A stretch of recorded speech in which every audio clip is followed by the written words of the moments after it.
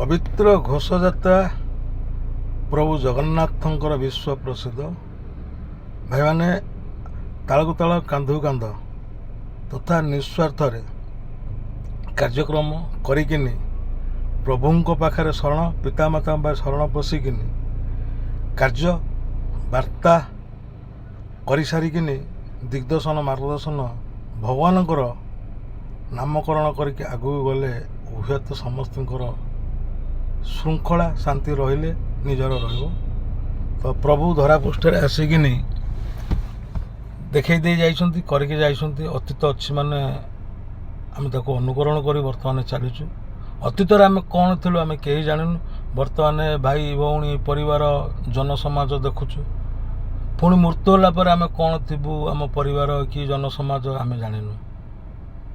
ତ ପ୍ରଭୁଙ୍କର ଇଚ୍ଛା, ଆମମାନଙ୍କର ଇଚ୍ଛା, ମାନିଲେ ଦେବତା ନ ମାନିଲେ ପଥର।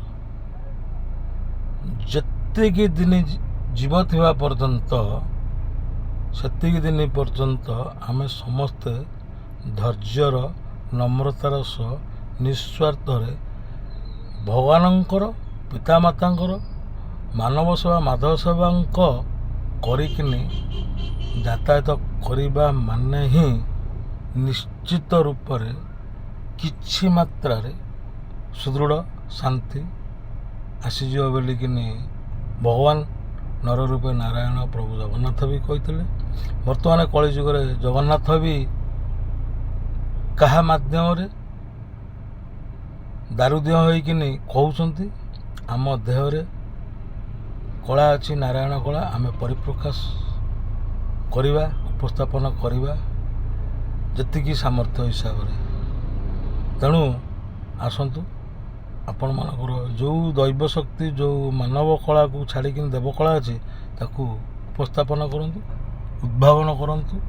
କିଛି ନା କିଛି ଦିଗ୍ଦର୍ଶନ ମାର୍ଗଦର୍ଶନ ଜନସମାଜ ସୋସିଆଲ ମିଡ଼ିଆ ପରିବାର ଜନସାଧାରଣକୁ ଦେଖେଇକିନି ଅନ୍ତିମ ଜୀବ ଥିବା ପର୍ଯ୍ୟନ୍ତ କାର୍ଯ୍ୟ କରନ୍ତୁ।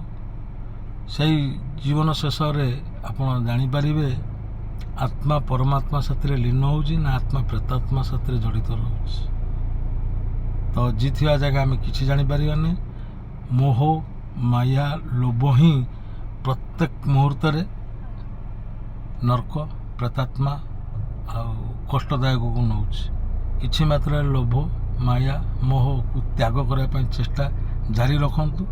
ଧୈର୍ଯ୍ୟ ଧରିକିନି କାର୍ଯ୍ୟ ବାର୍ତ୍ତା କର୍ମ କରିକି ଚାଲନ୍ତୁ।